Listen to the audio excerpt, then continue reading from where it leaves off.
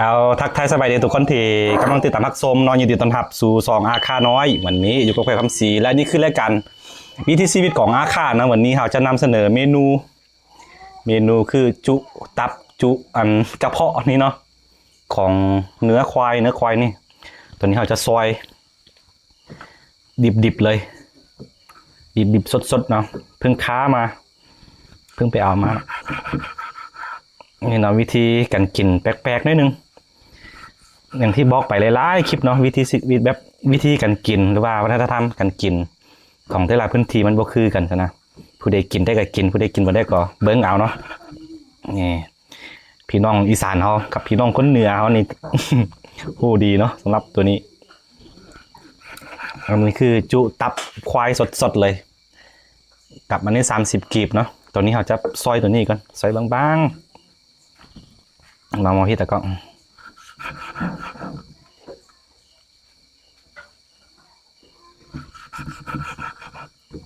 นี่สดพี่น้องเลยบ่ได้กินนานห้อยวันพันปีได้กินเท่านึงใส่บางๆแบบนี้แหละ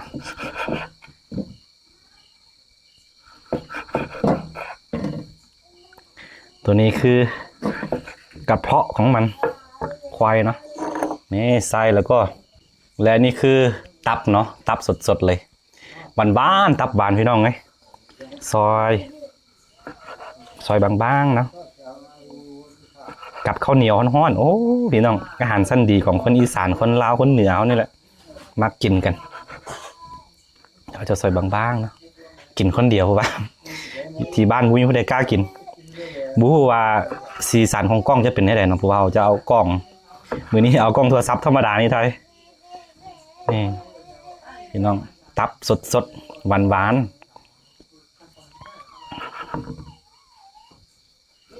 ต้องขอโทษขออภัยนำสำหรับคนที่บ่กินดิบเนาะโดนกินเป็นยากินลายกับบ่ดีเดี๋ยวพญาติจะทำหากินแล้วก็เอาเหล้าพุกใส่สักจอกนี่กินคนเดียวพี่น้องเลยแล้วก็ตัวนี้คือ30กีบนี่เนาะอาจจะ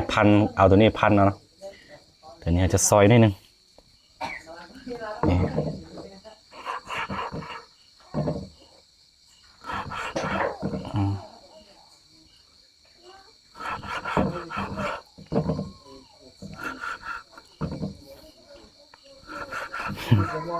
จะแปลกหูแปลกตาได้หนึ่งพี่น้องเลยอาหารกันกินแต่ละพื้นที่บ่คือกันบ่ว่ากันเนาะ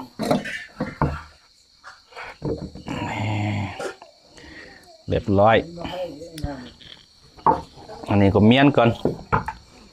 แล้วก็ตอนนี้เนาะคือเรามีตัวนี้ได้แล้วแล้วก็มีเครื่อง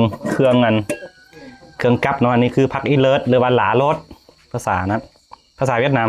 อันนี้มะเขือผักข้าวทอง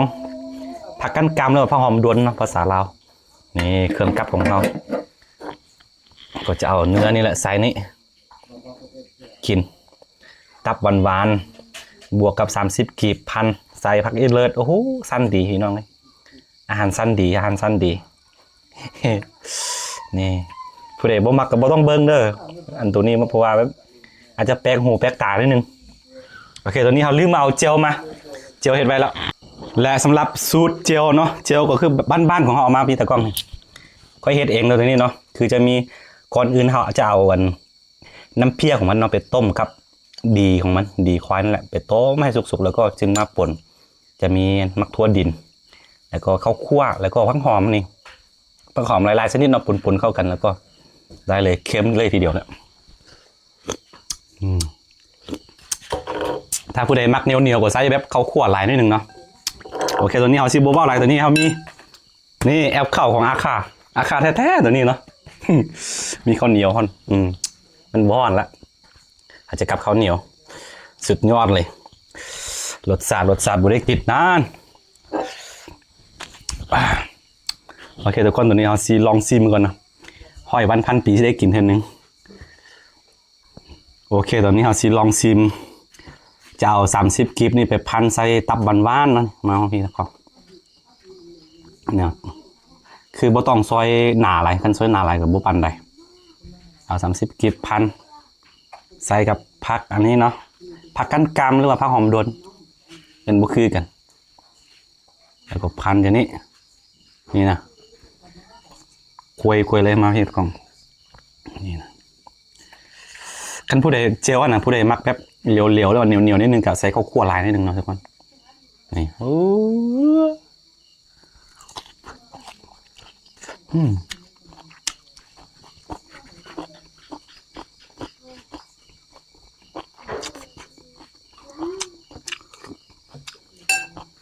สุดยอดผักกับผักอีเลิศ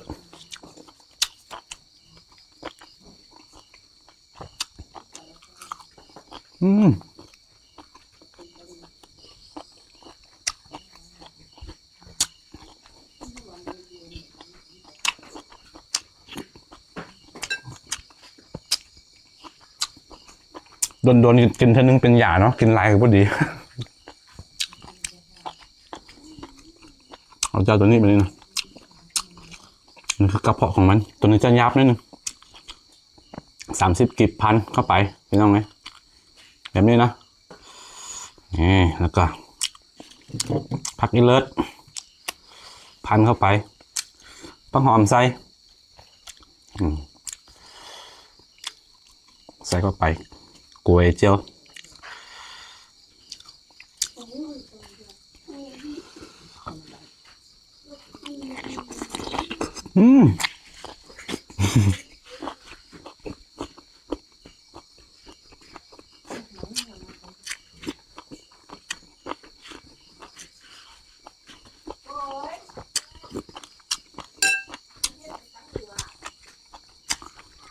ผู้ใดบ่เคยกินเนาะลองไปเฮ็ดกินเบิ่งเสื้อว่าพี่น้องคนอีสานคนลาวคนเหนือเนาะคนเชียงใหม่คนเชียงรายนี่แต่เป็นคนเหนือคนแต้ๆเนาะเสื้อว่าประมาณ 90% ก็เคยกินอยู่แล้วว่าเป็นวัฒนธรรมการกินอีกแบบหนึ่งของคนที่เคยบอกกันกินเนาะคนเหนือคนใต้เฮาคนลาวคนอีสานเฮานี่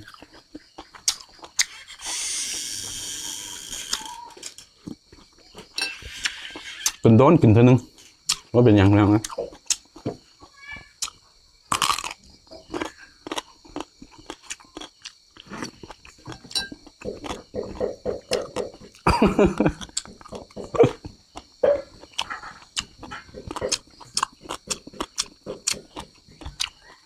โอ้ยตับหวานทุก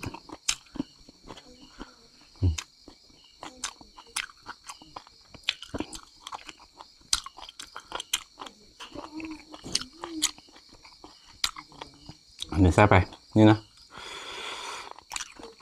หวานนี่ดีหอมแบบนี้ใส่ไป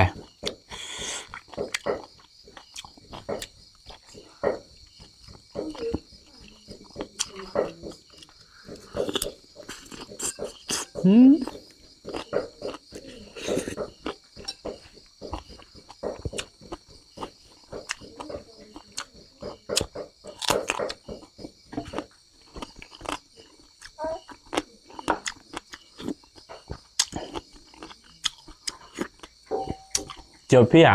ขมสุดยอดเลยใช้ได้คันแบบผู้ใดบ่มักขมนะก็บ่ต้องใช้บีมันเนาะคันผู้ใดมักขมก็ใช้บีพร้อมสุดยอดเลย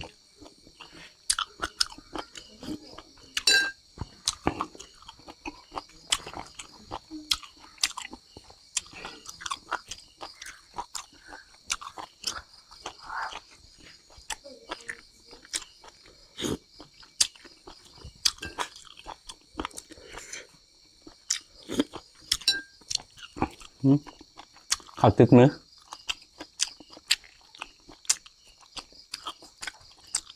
คือเนื้อควายพวกนี้เนาะคือเขาเลี้ยงแบบธรรมชาติเนาะแบบปลอดสารพิษบ่ได้เลี้ยงฮอร์โมนเป็นอย่างแบบเลี้ยงตามปล่อยตามธรรมชาตินะเป็นเนาะเพราะฉะนั้นกินได้ไม่ต้องห่วงแล้วก็จำพวกผักมันอย่างเนาะปลอดสารทั้งนั้นเนาะบ่มีสายสารบ่มีสายเคมีแน่นอนเนาะ1,000%ล้านเปอร์เซ็นต์เลยปลอดอิเล อันนี้บ่เป็นแบบงัวควายแบบเนื้อพันธุ์แบบเป็นควายพื้นบ้านเขาเนี่ยแหละเขาเลี้ยงตามธรรมชาติเลย30 กีบพันเข้าไปตับหวานๆพี่น้องนี่เอามาให้แล้วก็ซิมบ่ซิมเด็ด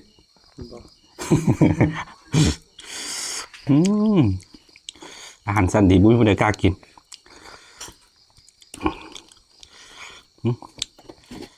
อะไรนี่พันรากอันนี้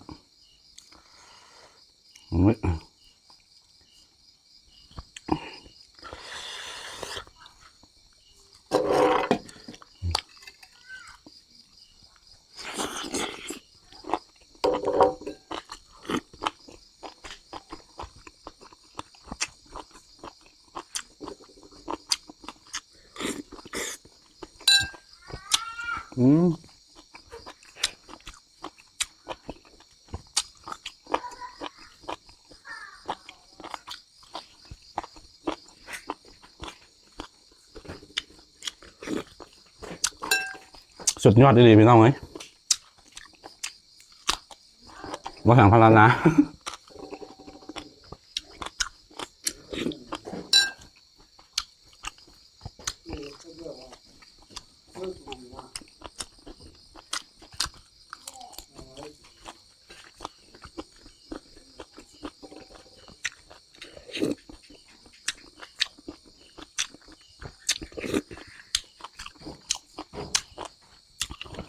กินคนเดียวบ่มีผู้ใดกินน้ำเนาะเมาเพียงแต่กอง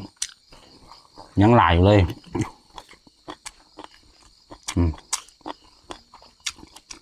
ตัว30 กิบนี่แซ่บกว่า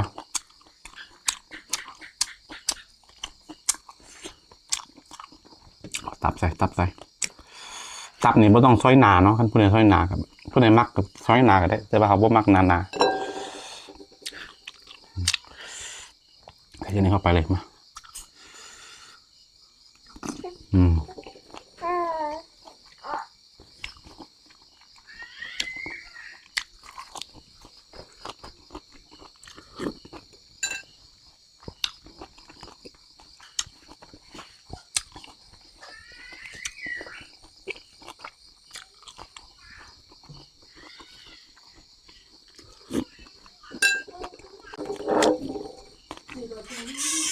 มักเจียวมันหัวมันขมดี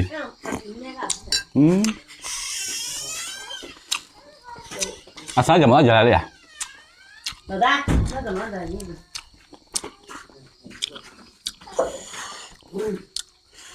พันเข้าไป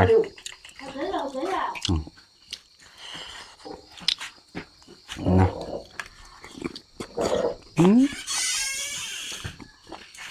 เดี๋ยวมึงนะเปิดมาคือตอนนี้สิให้ได้เคยมากินน้ำเนาะว่าคนทางบ้านไม่ได้กินไม่ได้อันนี้แหละก็ได้เคยกินลองเบิ่งนี่ลองเบิ่งขัดทวีต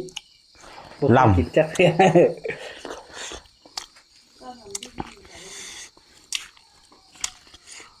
เอาตับมันเอาช่างน้องสั่งชุบพูเนาะจังสุดยอดแซ่บอร่อยดี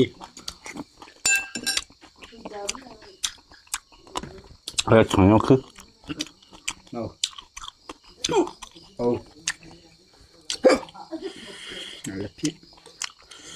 ช่างน้องคือจังน้องคืออย่างเนี่ยกินมันไม่เลยทุกคน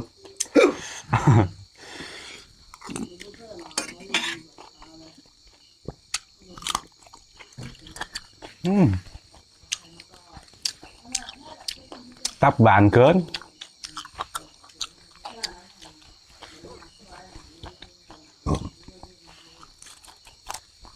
โอเคต่างเลยเนาะยอดเลย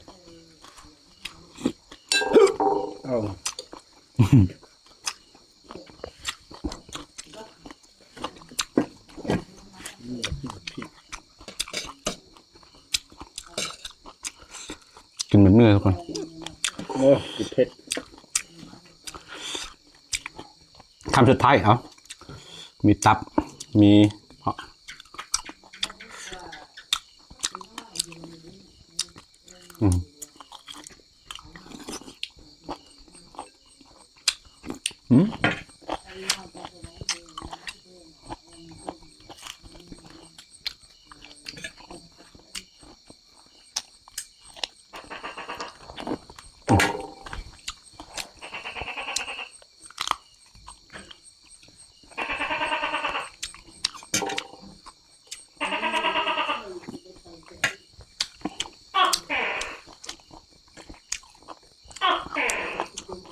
ถ้าผู้ใดบ่มักแท้ๆบ่แนะนำให้กินเนาะ เพราะมันจะเข้าๆนิดนึงแต่ผู้ใดบ่มัก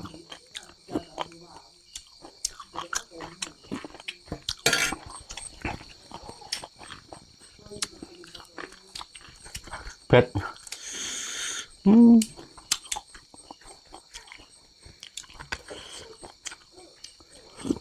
ดังนั่นเด้อ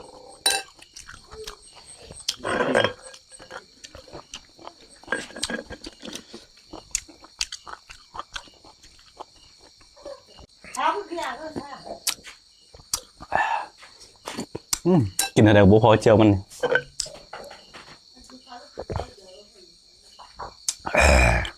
โอเคทุกคนสำหรับคลิปนี่ก็คือสิมีประมาณนี้เนาะอย่างที่บอกไปมือแต่ต้นคลิปเนาะเรื่องการกินเรื่องวัฒนธรรมการกินแต่ละพื้นที่มันบ่คือกันเพราะฉะนั้นผู้ใดกินได้ก็กินผู้ใดกินบ่ได้ก็เบิ่งเอาแล้วบ่เป็นหยังนะแต่ผู้ใดมักคลิปแบบนี้ก็อย่าลืมกดไลค์กดติดตามซองอาค่าหน่อยเนาะเพื่อบ่ได้พลาดวิดีโอใหม่ๆจากซองอาค่าหน่อยแล้วเจอกันใหม่ในคลิปหน้าเนาะสำหรับคลิปนี้ไปก่อนสบายดีทุกคน